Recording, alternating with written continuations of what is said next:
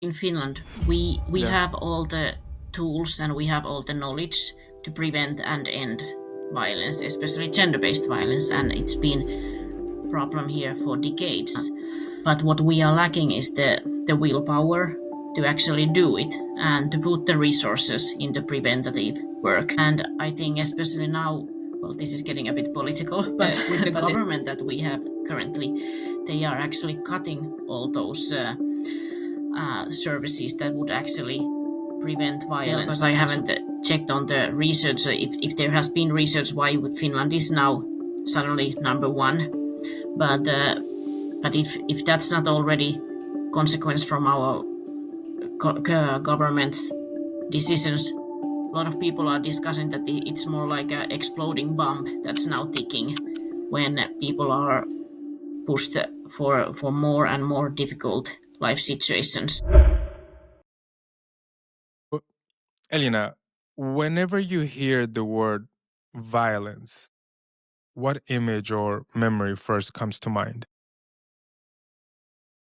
Uh, let's say I work with violence. I have worked with violence for over a decade, but it's not only work for me. It's more like a lifestyle. Maybe that sounds a bit wrong. I don't use violence myself, but it's kind of life mission for me to prevent and end violence, all kinds of violence. So it's not only work for me; it's part of everything that I do in all the discussions in social media or everything. So for me, it's not that powerful word in that sense. It doesn't shock me or give any like specific pictures in that sense. It's a conversation starter for me, but also an interesting topic that's very close to my heart in that sense that I want to work for it. Hmm. So, just so that the listeners can get a little bit more familiar with what you do, I know that you have had different roles in the organization that you are with now, but could you just explain to them a little bit of how it is that you work with violence and what are the initiatives that you are being part of? Sure. Um, Currently, I work with youth street violence prevention, and this is somehow new position for me because most of my career work have been about the sexual and gender based violence. Well, all kinds of violence, but mostly sexual and gender based. And I worked in many different organizations and with both the victims and survivors, but then also with the perpetrators, families where the children have seen and witnessed violence, maybe been also victims, and and then I've also done a lot of policy work, advocacy. So yeah, all kinds of. But currently, yeah, I work with the city of Vaasa at the youth services and preventing youth street violence, and it's been very interesting so far. Can only imagine. To kind of start like unraveling this topic, I'm curious. So, from your professional perspective, what is the correct definition of violence? Definition of violence. Hmm. Well, if we think about violence, I think most people would think first about the physical violence, and maybe that's the most known form of violence. But violence can be so many different kinds. If you're thinking, there's lots of psychological and mental violence that we don't always even recognize, and but then there's also social violence, there's economic violence, there's religious violence, sexual violence, uh, many different forms. But I guess something that's common is that it's something that harms another person, either intentionally or not intentionally, but most of the time intentionally. And yeah, something that's harmful for the other one. I'm not. I never actually really thought about what's the definition in that sense. That's a good question because different forms have different definitions. But I guess that, well, at least that's something that's similar with all kinds of violence. But Yeah, rarely it's only one kind of violence. If someone is using, let's say, sexual violence, then they are most of the time using also other kinds of violences. so I suppose, yeah, I mean, I'm not sure there's a right definition for violence, but I guess any given time, whenever one person is violating the rights, whether it's physical, emotional, or mentally, that puts the person in an uncomfortable situation where it affects their day-to-day life. I suppose that could be one of the definitions. But also, I'm wondering, it's sometimes it can be kind of a blurred line, the difference between violence and something that is not intended as violence. How can we spot the difference between those things? Well, of course, we have in law and in different kinds of policies what is regarded as violence. But especially when I worked with clients, it's very individual, and how different people see violence or feel or recognize violence. And it's a bit similar than if you're thinking about what people see as a crisis, because for some people small things can feel a big crisis, and other way around. So it's a bit similar with violence, especially when it's about the psychological violence, for example. And it's all, yeah, I guess it's more about the individual discussions, what hurts you, and and if you feel that it's been intentional, or if there has been some kind of motive to hurt the other one. Hmm. Whenever you work with victims, what is the work frame to sort of figure out the level of violence, if they're receiving any, and what is the magnitude of it that they are receiving? I mean, whether it's gender-based violence or teenage or youth violence, is the framework somewhat similar in order to identify how a victim is being receiving the violence? That's a bit different. What is my position as a worker? And Hmm. I never needed to do any diagnosis at work, Hmm. because I'm not a psychologist or psychiatrist. It's more from a therapeutic way of working.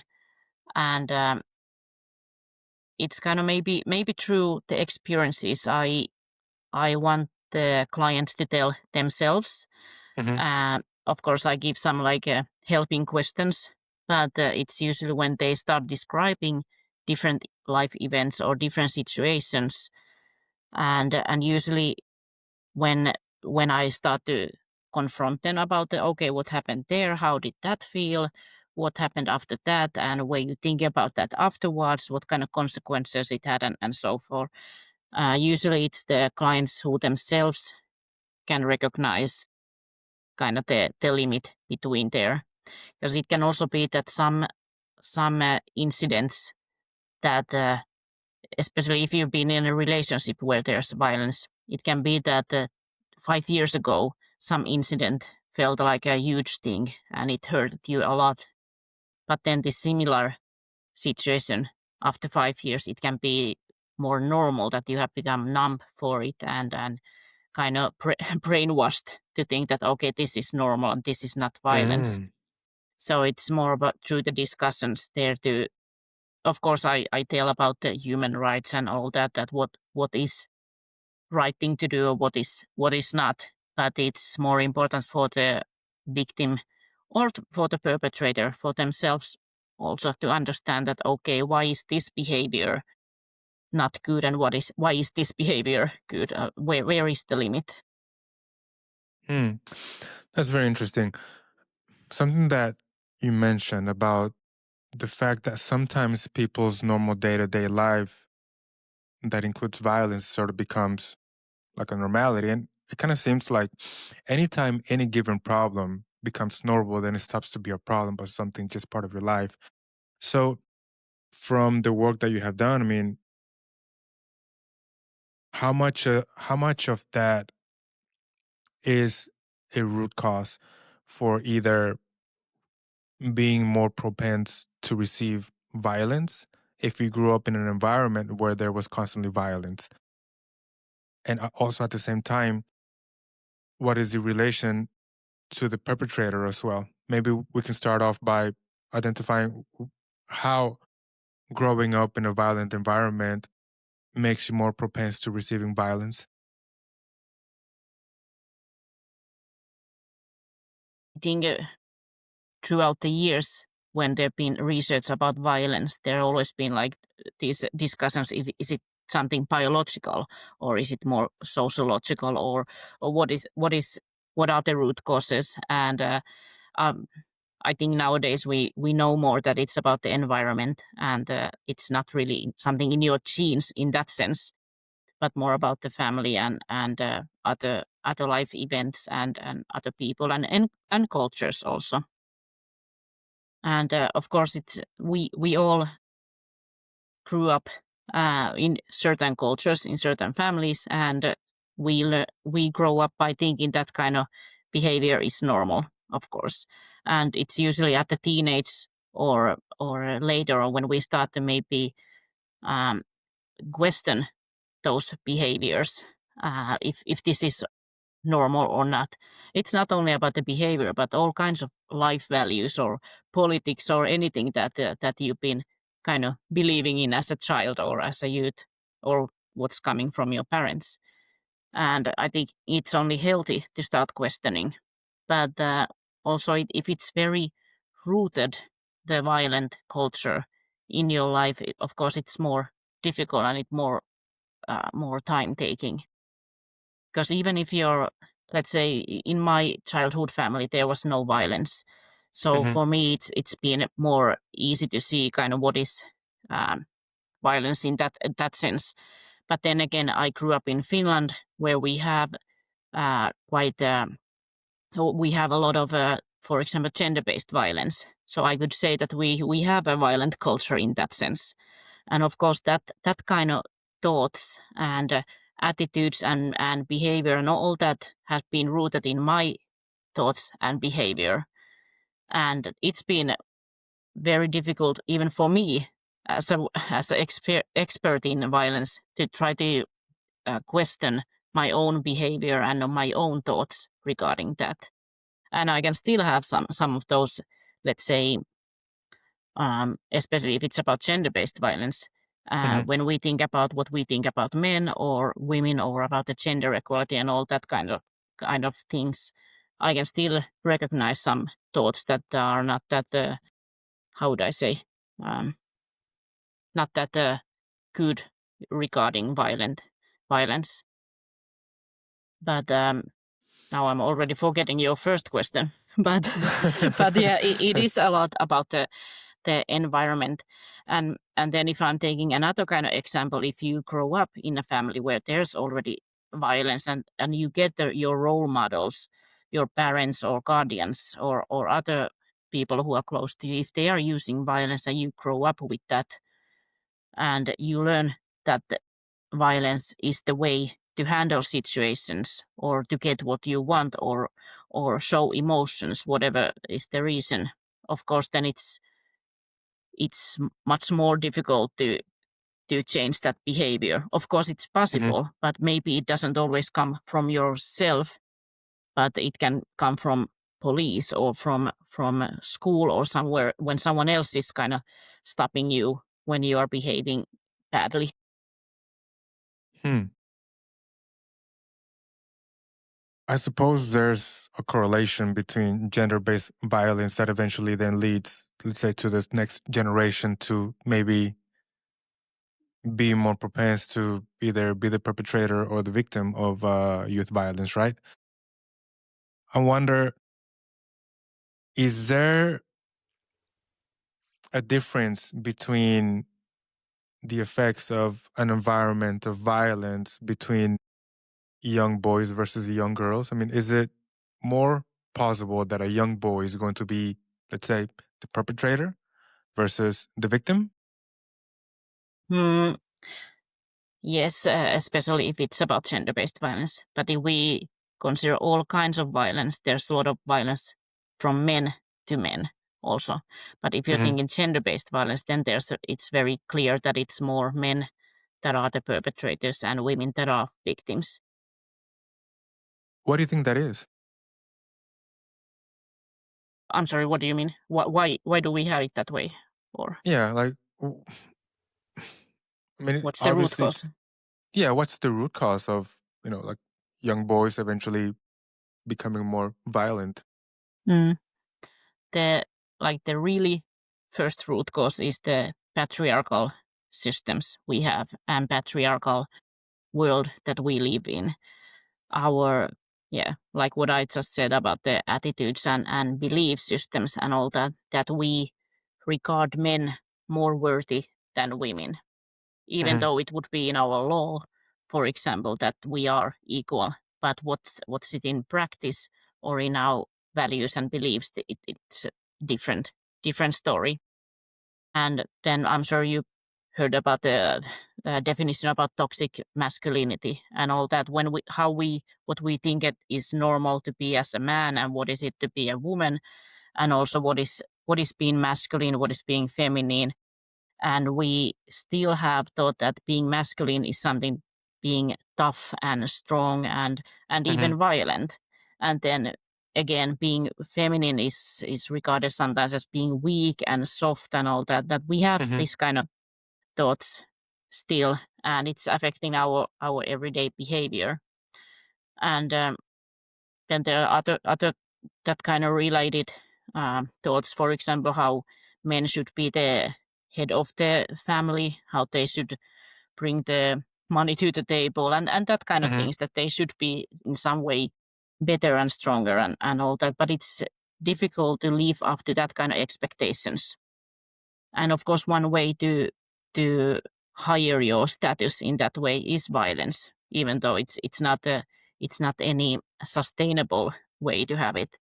You can use violence 1 week and you get your status higher. You get that um, feeling of being strong and in command and control and all that, but it doesn't last long. So that's why you need to keep up doing it um, every week or however often it happens.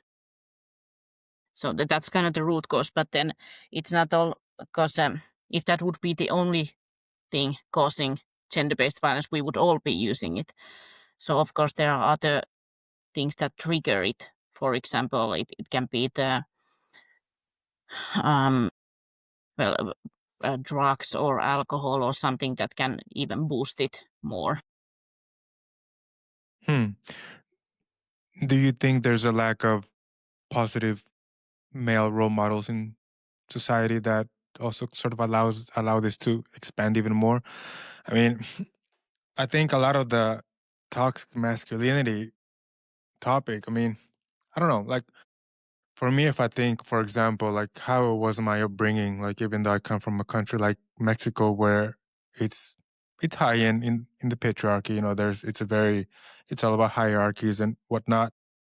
So something that really surprised me here when I moved here was that given that it's one of the among the highest countries in terms of egalitarianism, there's this disconnection between gender-based violence. I mean, if I'm not mistaken, I was reading the other day that I think Finland is the second country in all Europe with gender-based violence. Actually, So this it year kind we of made it to the number one, so no it's even way, worse. Yeah. Jesus. So it kind of seems to me like there's a disconnection there between egalitarian society but gender-based violence. It almost doesn't make sense how a society that portrays itself to be very egalitarian where everybody's equal, but it kind of turns out that is not. And I don't understand Mm. like how Yeah. that can even be possible. I was having a conversation. I don't know if this could be like a root cause. So I was having a conversation a couple of months ago with Mats Larsen from Norway, and well, his field of expertise is depopulation and the reduction of societies and whatnot, and he kind of mentions to me that in order for free women to thrive, it requires the marginalization of low value men. So I wonder if there's a correlation between gender based violence and, for example, low valued men. Because I mean, I don't know if there's any connection to that. Are the men that are mainly recurring to violence to get whatever outcome they want to desire are the ones that are not are the ones that are perhaps at the bottom of the barrel? Mm, that's very interesting. And it is called the Nordic paradox. The Yeah. violence discussions, that how can it be so much gender-based violence in Nordic countries when we have high gender equality? But that's also something that um, I guess that my understanding came much stronger after the case Afghanistan, that where it totally collapsed, where women have absolutely no rights at the moment, barely have a right to for a life. Because what happened there was that the women got a lot of empowerment, and their rights were cherished, and their status was getting higher and better and all that, which was good and which is needed. So women had it all good, but the men were totally forgotten with that work. Well, not Hmm. totally, but mainly. And once the Taliban took over, um, it all you were able to see all of that. Yeah, they Yeah. haven't got any of that understanding of women's rights and any of that training. And now we can see the situation. So I think Nordic countries have a bit similar, that we discuss a lot about the women's rights, about equality and gender equality, and women are quite well aware of our rights and all that. And we've been doing a lot of that emotional discussion, all that over generational trauma work, and all that coming from our history and for example. But then I think men hasn't been doing it the same way. They are Hmm. aware what's happening with women's rights, and how women are more free in what is acceptable for being a woman, but maybe the same discussion hasn't been that much between men, and I think that's why we are also currently going into that direction, that men are getting more conservative, women are getting more liberal, that we are kind of losing the connection there between. And what you say that you were wondering if we lack positive role models, or like more different kinds of men role models. Um, that might be the case. Um, I know a lot of men who are kind of doing it and working for it, but for me it feels that the bigger problem is that again, what men do uh, with each other, and that they should have those discussions with each other and confronting other one's behavior, and kind of when they see, for example, gender-based violence or sexual harassment or something, they would be more brave men kind of Hmm. stopping that kind of behavior. And when it's about their friends or something, but it has become so wide and broad in Finland, or globally also, that Hmm. it is regarded that the man is a brave if he actually intervenes in those situations, and that should be more normal to intervene. But yeah. Hmm. Yeah, I mean, obviously, like some of the conversations that I have with other guests are like around those topics, and you know, just like you have a son. I have two kids. I have a daughter and a son. So Mm, ever since I have kids, I've always started to wonder, what is the kind of environment that I want them to be brought up? right? Because obviously, to a certain age, the kid is going to be sort of in the circle of sort of in the family circle, and then eventually is going to go to school.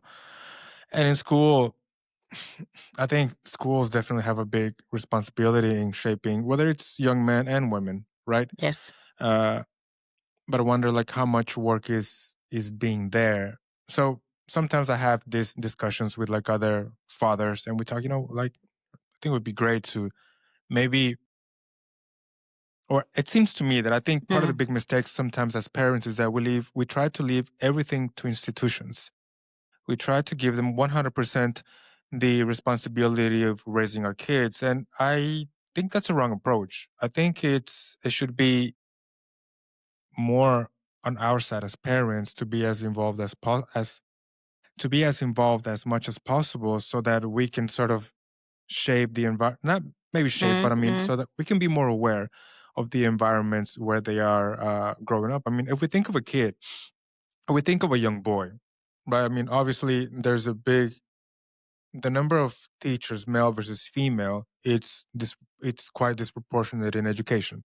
Yes. Maybe 95 to 95%, or maybe even 98% of the teachers are female, right?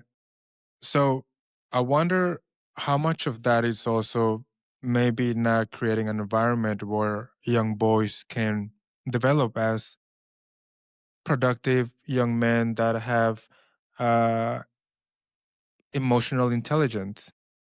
Because, you know, I think it's quite difficult to, and I don't know, I may be wrong, but this is my perception, that I think it's quite difficult to become emotionally intelligent as a young boy through women. Yeah. Yeah. So I yeah. totally agree. And the whole emotional skills, they are so important, not only preventing violence, but it's a very crucial life skill.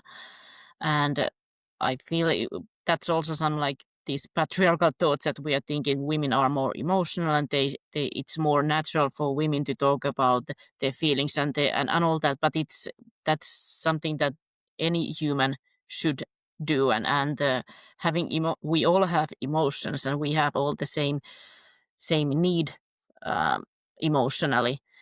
And I think that's one like big problem in our culture, or in any patriarchal culture, that Hmm. we don't teach young boys to show their emotions or discuss about the emotions. And there we would need really the role models, because even because I'm a single mom for my son.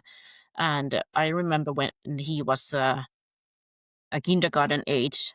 And of course, he took a lot of things from me, his mom. But I also noticed that there are certain things that it's better that it comes also from a man, and especially regarding showing emotions, and what is it like to be a man and all that.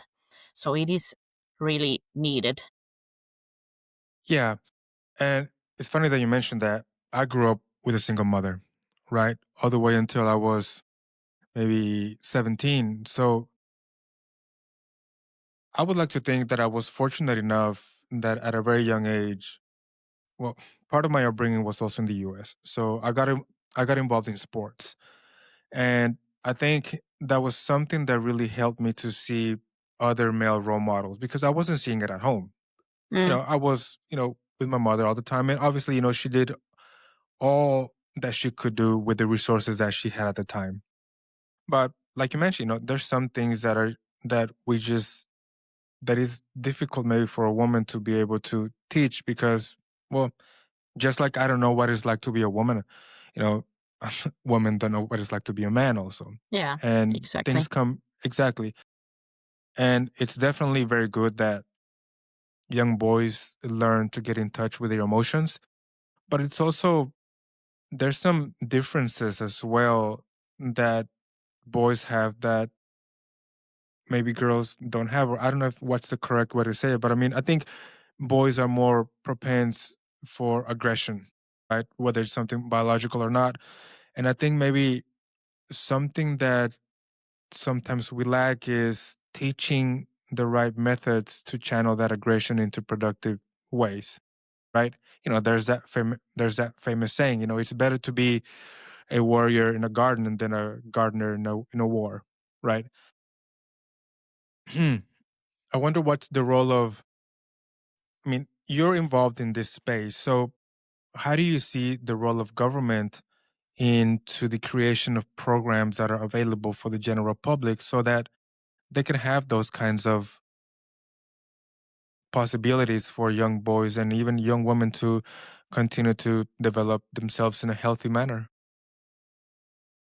I think the role of government is well, of course, you were thinking about the schools and kindergartens. Yeah. There is already this kind of, they are teaching about the emotional skills and all that, and yeah, government can affect on the policies and campaigns about gender equality related things, and yeah, it's more about the policy level and law level, which is really important. But I would still, in this manner, get more back to where about the guardian's role and responsibility, and because if we think about the emotional work, like you said, it's very gendered in that sense that men or boys can show more aggression and it's more acceptable because and this is something that we all suffer from because when I was a young girl or child,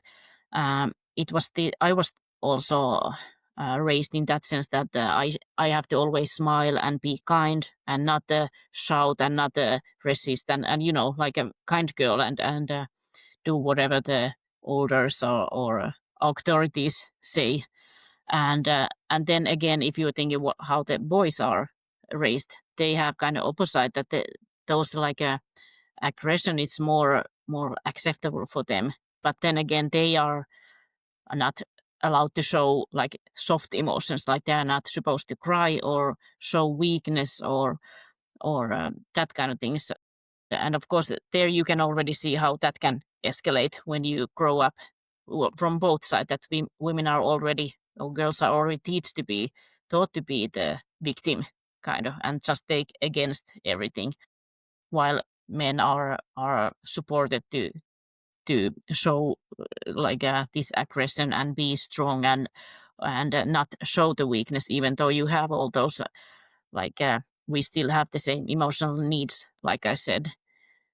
And there, I think it's really important for through your own example also to show that as a man that yeah, it's important to discuss about your emotions and how something feels, and that there's nothing shameful for crying or being on a bad mood, and but then also to offer those like healthy ways to um, to work with your challenging emotions, because it's also, it's in any kind of challenging emotions, this grief or being anger or disappointed or something, some that kind of, if we keep them inside us and not show them outside, it always comes out in some way.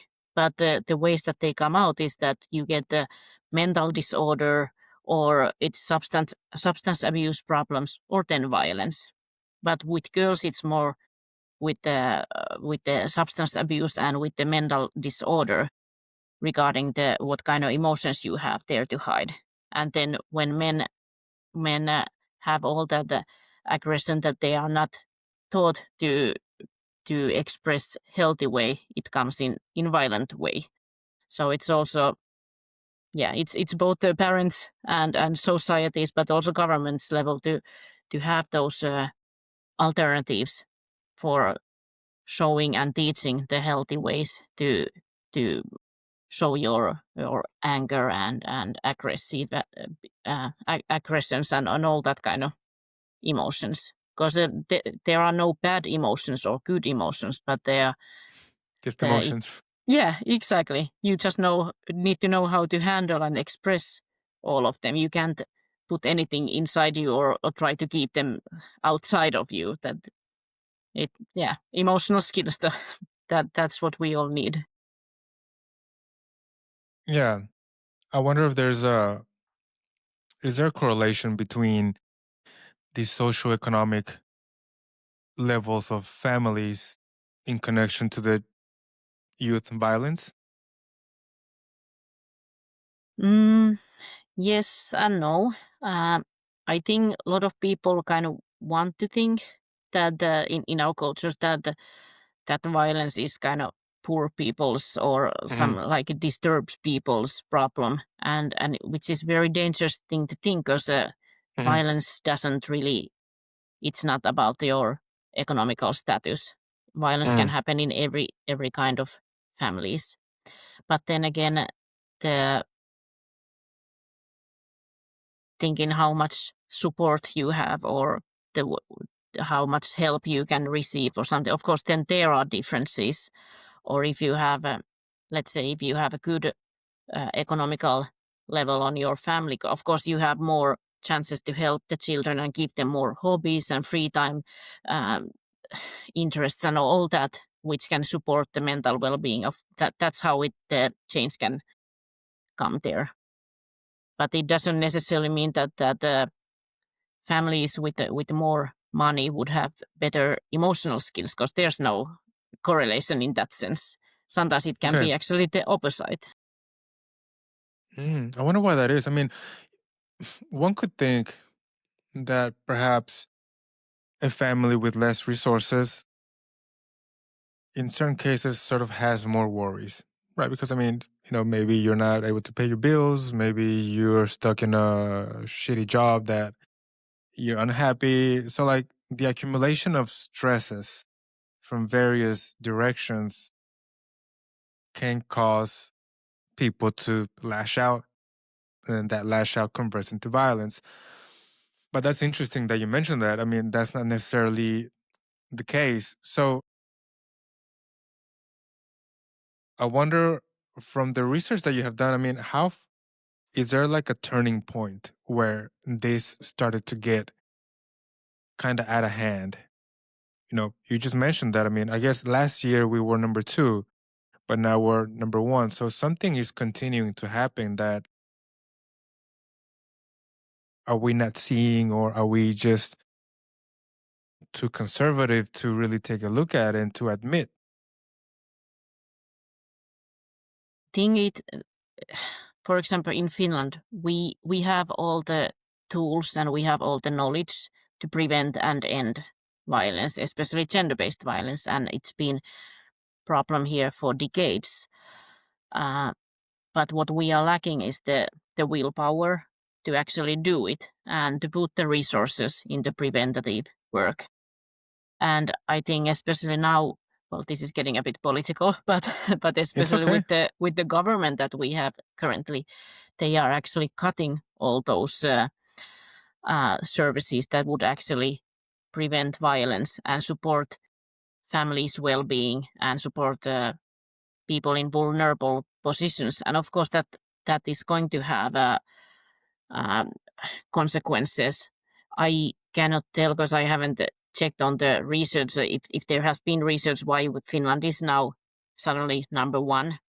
But if that's not already consequence from our government's decisions, it might be later on because a lot of people are discussing that it's more like a exploding bomb that's now ticking when people are pushed for more and more difficult life situations, and that there might be these turning points.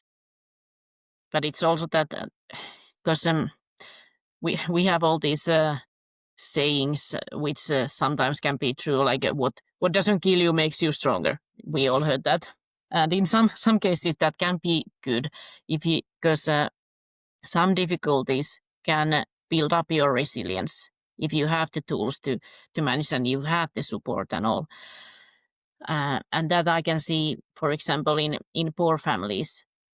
Sometimes that is the case that the children get more resilience in that way that they have better chance to, for example, with the disappointments to get Hmm. over them when there's not a parent who's always buying you something instead when you are feeling disappointed or sad. And in that case, it can make you make you stronger for other disappointments in life.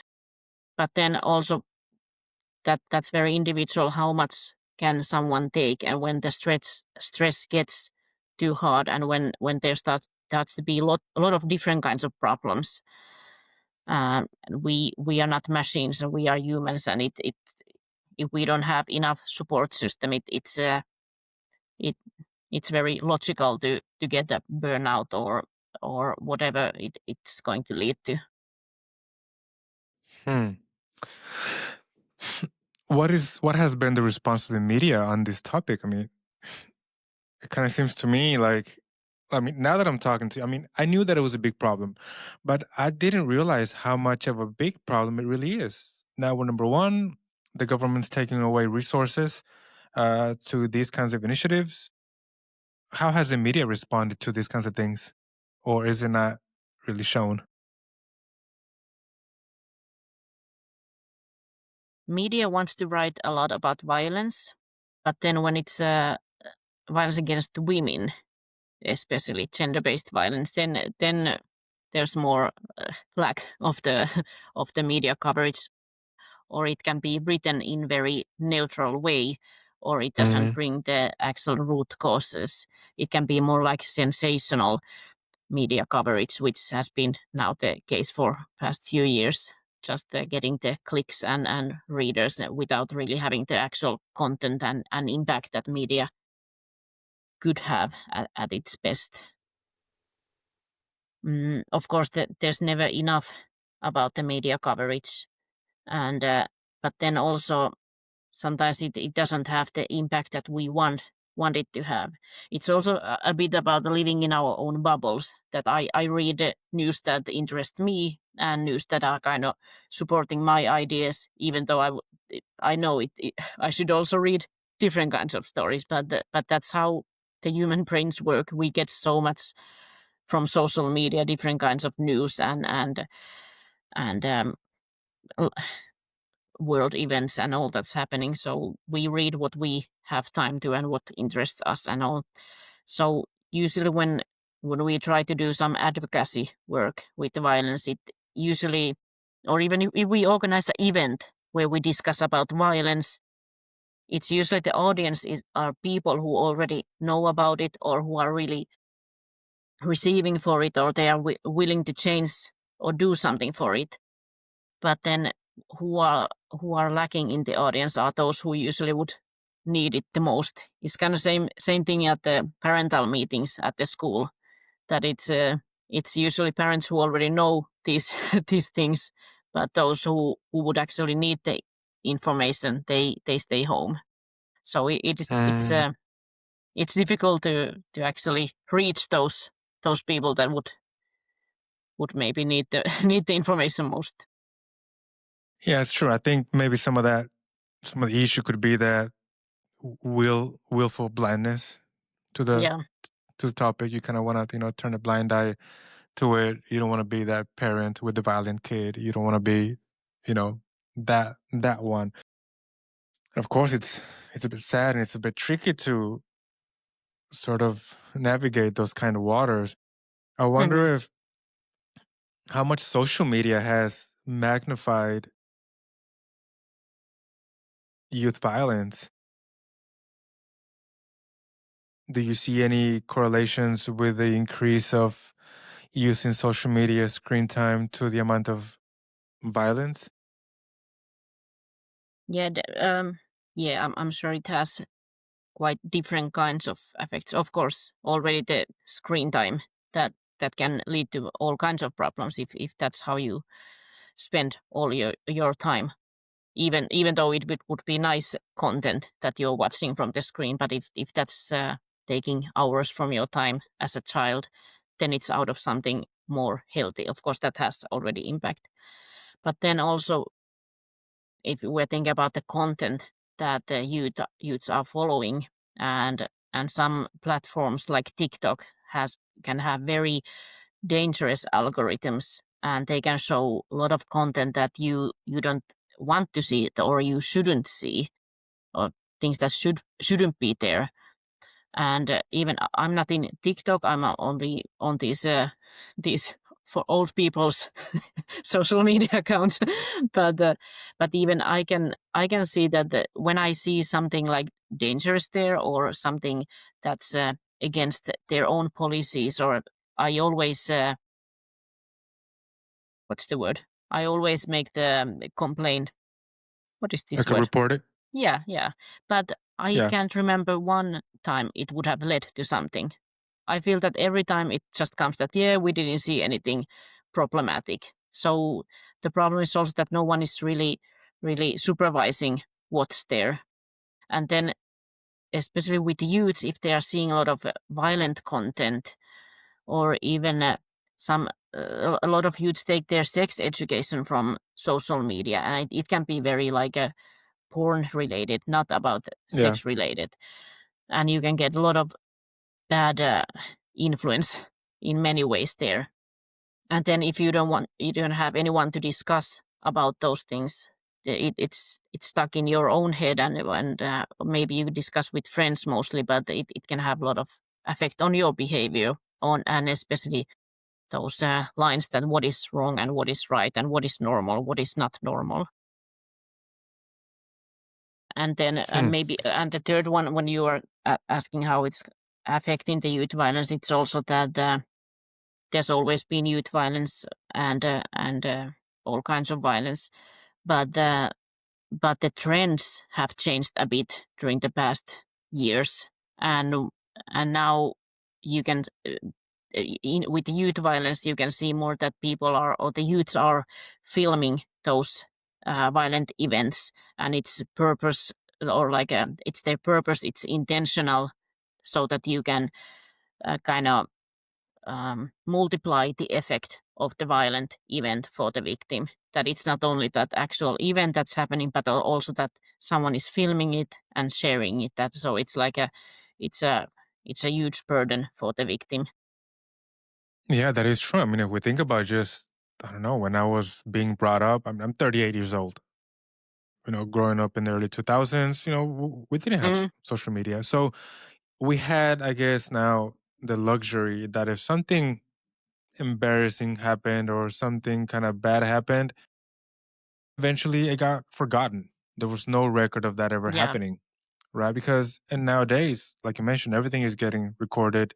So it stays there forever. It becomes sort of a mark on your social media CV, for example. yeah, So, I mean, those are things that obviously I think none of us are prepared to handle. So the mm, teenage phase of our lives, it's already difficult enough to be sort of figuring out yourself. You're not a kid anymore. You're not an adult. You're still trying to figure out who you are. You don't even know who you are. yeah, And yet you're yeah, being thrown all this information at you. And if you make one mistake, right, then that you can become the joke of the class. And then those jokes turn into bullying. And then bullying, I guess, turns into violence, right? So, and then it can even be from the other way, that the victim could suddenly do something that perhaps they're going to regret it for the rest of their lives. That's a very tricky one. I wonder I wonder how much, like, for example, like from a parent perspective, I think maybe some of the frustration is sometimes not knowing what to do with the kid. And I've heard these conversations from other families or other people. It's like, hey, you know what, my son is not in very good steps, but I don't know what to do. So there's obviously that frustration from the parents' perspective, like, I know there's a problem, but like I don't know how to handle it. There could be many factors, whether it is socioeconomic factors, whether it's educational factors that they don't know how to seek for help or how does help even look like, and also the social constraints that we put onto ourselves because of embarrassment, like the typical "what are people gonna think," right? But for those parents out there that do want to make a difference, what would you say are the first sort of signs that a young adult, whether it's a girl or a boy, is experiencing violence? you mean as a perpetrator or as a victim, or Well, both? maybe we can start as a victim. Like, how can Mm. parents how can parents spot that their kid, I mean, they are kids, that the kid is being subject to violence. Yeah. Well, maybe this answer is for both whatever side of the violence you are, but I guess through other kinds of symptoms that you can see in their behavior, that the change in their mood may be more sad or like more isolating themselves. Maybe it can be absence from school or not not going out as much with friends, or maybe change of the friends group. That can be also sometimes some kind of sign. Change in the school grade or lack of interest in hobbies or things that used to interest you. Also use of alcohol or drugs that can sometimes be. Sometimes it's, but these are some things that can sometimes be, but not always, because all of these can be also things related to being a teenager. Hmm. But any kind of change in behavior or well-being or mood, it's always good to kind of check and be kind of sensitive into figuring out what is going on. Even if there's violence or not, it's always good to be there to listen for the youths and ask how are they doing, and really listen without judging or always offering advice or correcting or something. Sometimes just to listen and be there for them and be kind of the safe adult. That's I think that's one of the most important things to do. Hmm. Yeah, that's very helpful. How much do you think? I mean, this is something that I've been thinking about as well. Like as a Mm, parent, like I said, yeah. I think sometimes maybe whether it's time or whatever it may be, we sort of stop getting involved in the kids' life. And of course, you can only be so involved. They have to also like Yeah. learn their independence.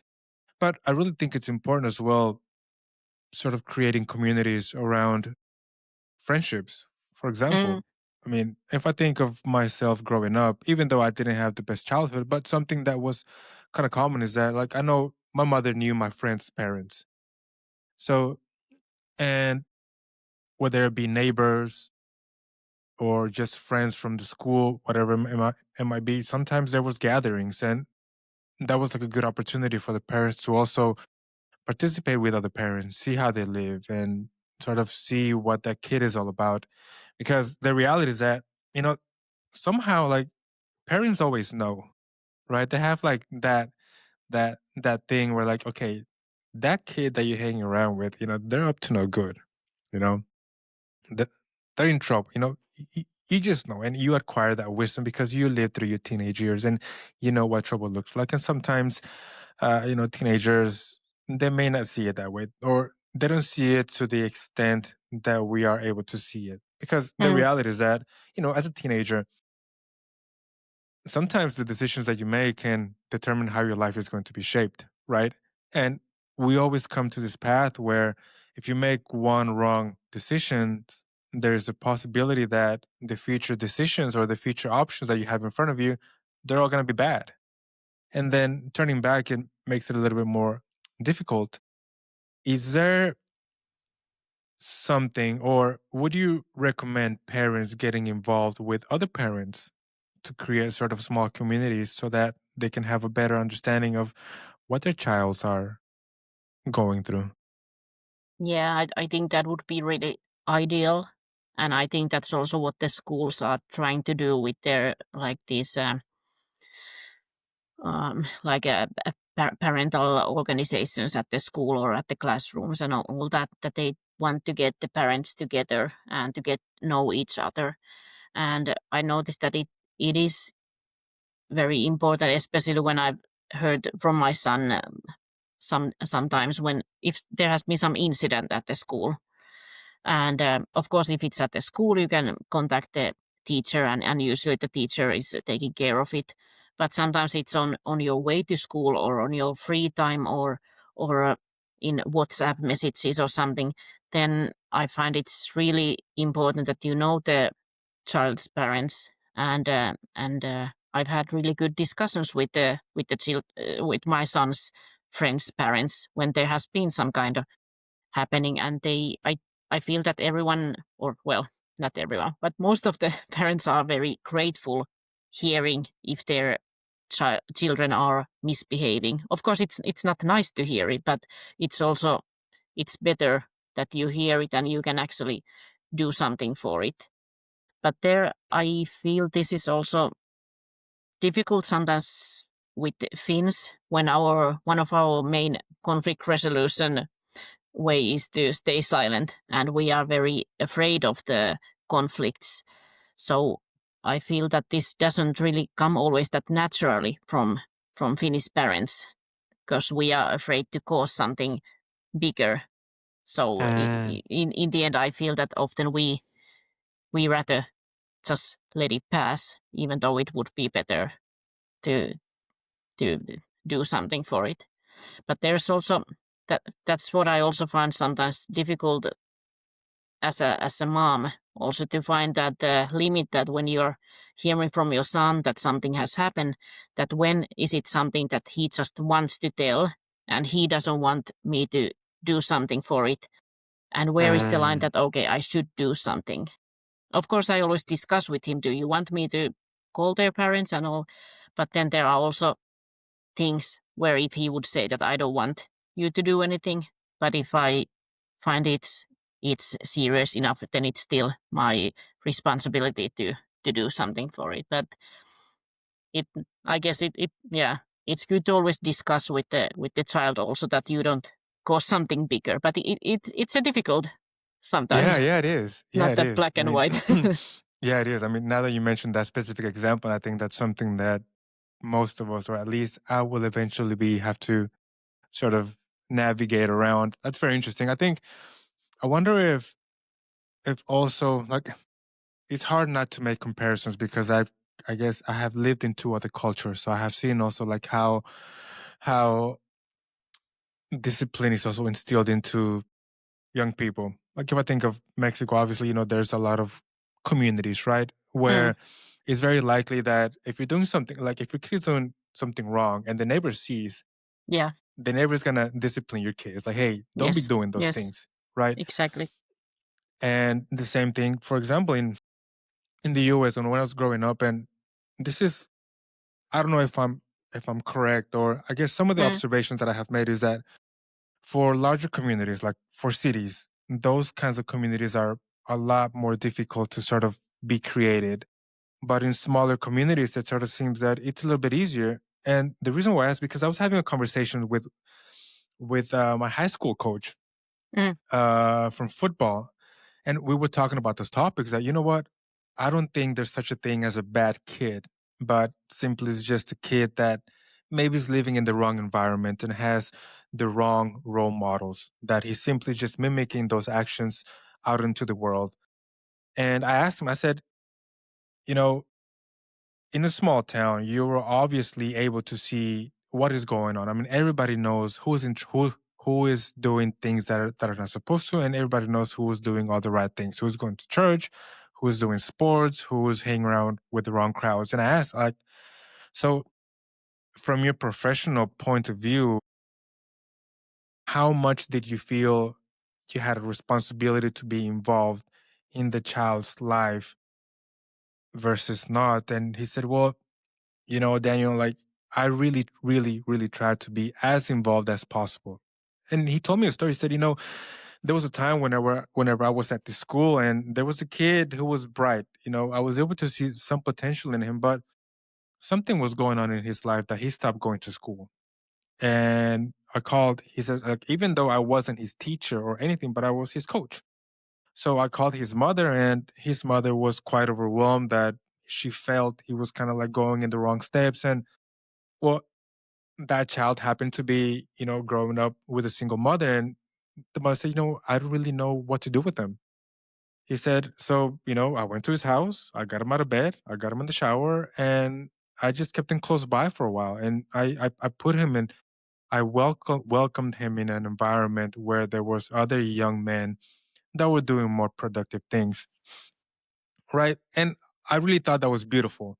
So my my optimistic self would like to think that would be very cool to see something like that developed here, where the kids' peers at any different level would also have maybe or would be open to get involved a little bit more in young people's lives, because Mm, it does make a yeah. huge impact. And I can even speak for myself.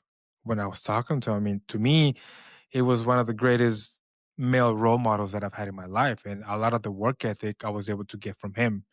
So I think there's definitely a lot that we can do if we are just open to explore a little bit more and maybe even do things that are a little bit uncomfortable because of cultural norms or things that we may have in our own head.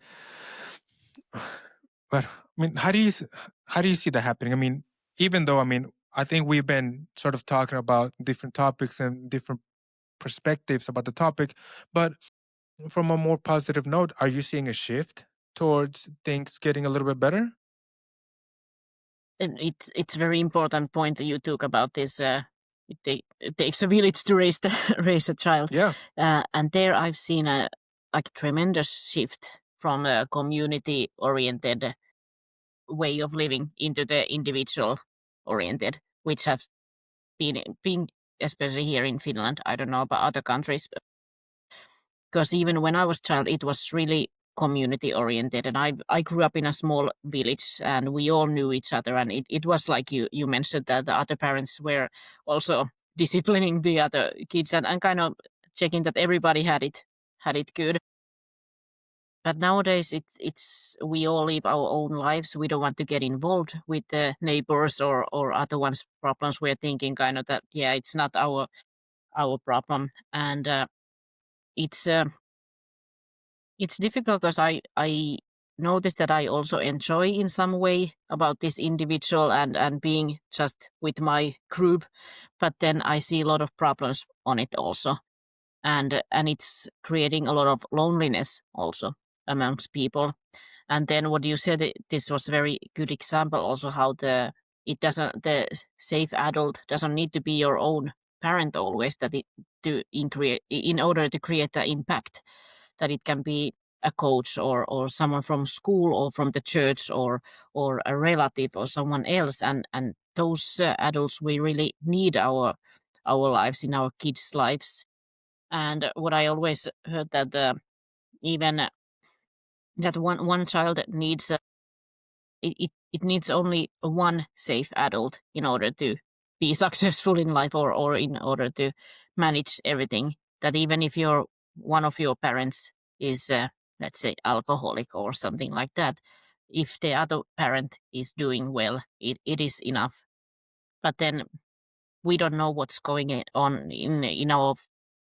in our neighbors or families or anyone. So that's why it's really important that we would intervene and we would be more supportive, and especially those coaches, they are very very important uh, role models for these youths, and they can see things that others probably don't see. That's also something that we do at my work with the youth street violence prevention, that we are those safe adults for youths that do something on their free time with them, and maybe bringing impact in that case. Yeah. Yeah, that's that's so important. And that's Mm, something that I've been thinking a lot as well. Like how can I somehow get involved to create a space for those things to happen? yeah, Right. and Because I we do all. see the Mm, yeah. yeah, no, go ahead. Yeah. Because I mean I was able to see like for myself like how much of an impact it had, and not just for myself, but like also like a bunch of other people that I grew up around with. And it's beautiful to see those things happen. But for for a parent that maybe sort of maybe not yet dealing with these kinds of things, what are some preventive measures Mm, that a parent can sort of take into practice so that once their kid becomes a young adult, those things are less likely to happen? um, I think maybe now something that's been very into like a hot topic, is that parents don't have that strict lines or borders for their children, and that they are allowing too much, and that's one of the main issues when the child or youth grows up and there's not like the strict lines in their lives coming from the guardians or parents, uh, then you don't really know what is right or what is wrong. And when you don't know that, you try to find those limits somewhere else. If they doesn't come from your home, then it comes from the street or from the school. And sometimes it's the police that tells you, okay, this was wrong because this is not acceptable. And sometimes parents don't maybe understand how big of an impact it can have when they allow too much for the children, that it's difficult for them to say no, or cause disappointments, like what I said earlier, that when there's some disappointment for a child, that they don't help them to kind of handle those disappointments, but instead take the easy way out and offer something else there. Oh, this your bike got broken. Here's a new, better one, well, just an example. But that we are afraid to make our children feel sad or disappointment, Mm. or say no to them, and that's causing a big problems, because they will learn them in some other ways, but it would be safer and better for everyone if they learn those limits already home and not by getting into troubles at the school or street or wherever it happens. Yeah, that is true. Yeah, that's I suppose that's one of the trickiest ones, right? Sort of knowing where to set the boundaries, Yeah, right? yeah. Because a lot of times I think we parent from our own experience as a kid, right? And sometimes that approach doesn't necessarily work. I mean, it works to some extent, maybe, but Mm, every generation is completely different, and we our parents were faced with different challenges from the challenges that we are facing, from the challenges that our kids are going to be facing. we want to offer a better better for them Exactly. than what we had, Exactly. but it's Yeah, going a bit too much. exactly. It sort of seems like I like to think that maybe I hope that the next generation sort of learns to make the overcorrection from from the things that were actually too loose. We Mm, get the whole term of helicopter parenting as well, yeah, right? So there's like the two extremes. We have the one that is constricting the child from everything, from self development, and then the one that is not allowing the child to actually yeah. or to learn any boundaries, right? So I think it's important to like navigate and find that middle ground. But I think after all, once again, we go back to the what we are talking about at the beginning. I think one of the main responsibilities is us as a parent. Hopefully, I hope that if there's parents listening to this conversation, hopefully that one of the main takeaways is that if they don't have the answers, it's okay also to not have the answers. Exactly. And but they should also like look for help and find Mm. the right people. What are some What are some methods that people can reach out to organizations like yours so that they could find the right help? Like, what is the first step, for example? Well, I think always discussing with your own child first, uh, and see how far that goes, and what is the child willing to do, and it's if the child sees that there are problems, or if the child is willing to get some kind of support, and what kind of, and of course it's always important you listen to also their point of view.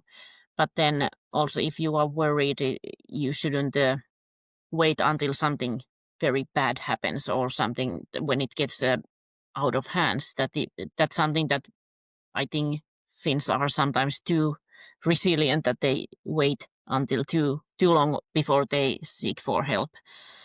Um, I think the schools, they offer a lot of different kinds of support. If it feels difficult to know whom to contact or anything, I think the schools can always give good tips. They can give the psychological help, or or other kinds of support already at the school. And if you don't know other organizations whom to turn into, I'm sure they can always uh, Mm. tell you those. And of course, Google can help as well. There's a bit different different organization in different cities, but there are many, especially NGOs that are working with the violence prevention, but also with the helping the victims and perpetrators.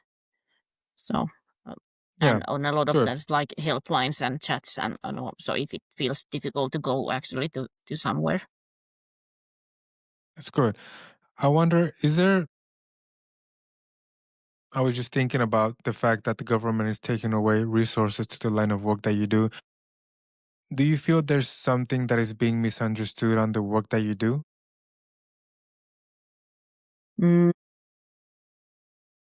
this is actually first time that I'm working for the city. Hmm. But the earlier when I've been working a lot with the NGOs, I noticed that there's really not enough respect for that kind of work. Because, Hmm. and I also see similar things now with working with the youth services that sometimes with even working with the youth services or on the social field, there's not that much respect on the level of work and how impactful it can be.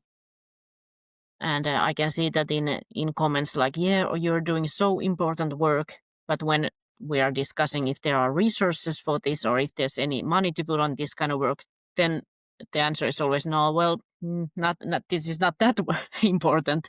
So it's really I hate that comment always when someone's saying how important this is when at the same time they are not willing or ready to actually fund it because nothing happens for free, even though this kind of work we do it without profit, and which I really want it to be that I wouldn't want like it to be any business. That's when the focus changes totally. So I like that it's the cities that do it or the organizations when we can actually focus on the work and not making profit, but actually on the results.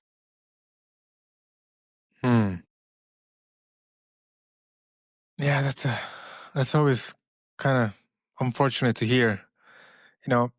And I think I really hope this also kind of serves as a wake up call for people to get a better understanding of the situation and sort of the efforts that are being made, that they actually need a little bit more help. Because I think sometimes people's reaction to these kinds of initiatives are not taken seriously because they're not experiencing something themselves, right? Yeah, yeah. Until they're actually experiencing the actual problem, they're like, oh, let's try to do something about it.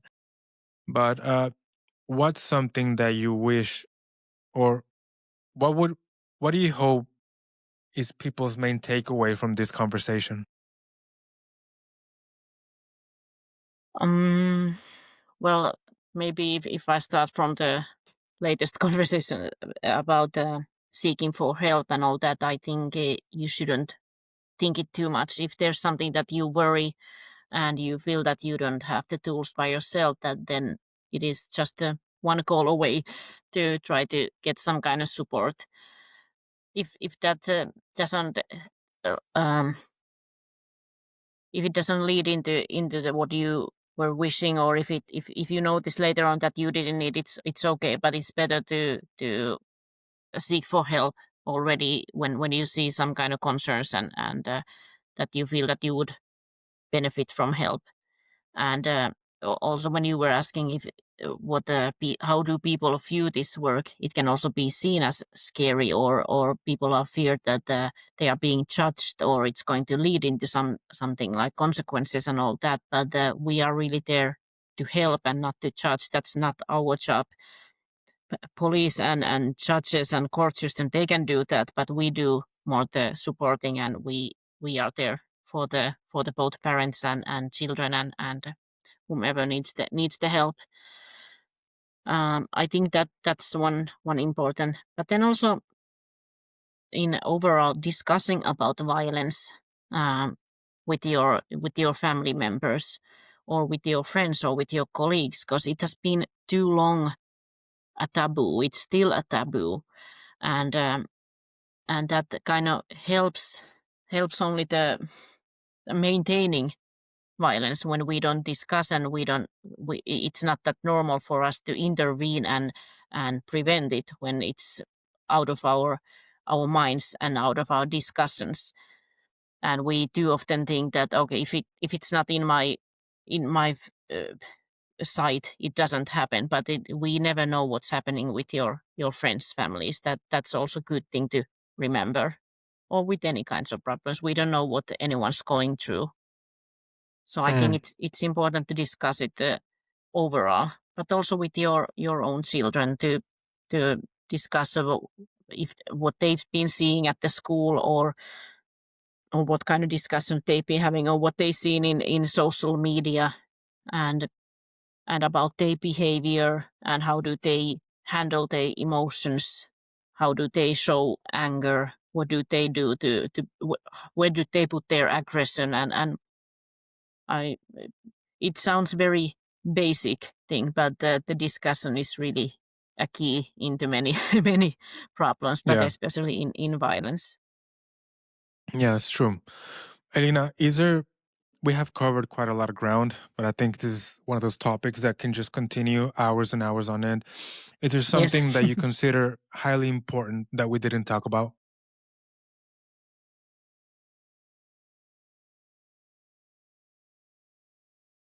That was difficult question. Let me think. That probably comes next night, 3 a.m. I'm like, oh, I forgot to say this. We can always put that on the next episode. Yeah, that sounds good.